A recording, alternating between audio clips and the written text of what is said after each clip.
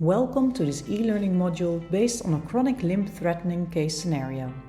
My name is Willemien van der Water and I will guide you through this case. This training is intended to learn how to manage a patient suffering from chronic limb-threatening ischemia. The first module covers a patient with a peripheral arterial disease.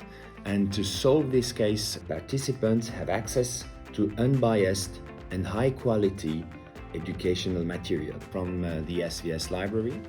The module includes information on basic knowledge, prevention, risk factors, technical details, and imaging. Typically, a module will last between 2 and 3 hours, including watching videos, hearing podcasts, or reading papers.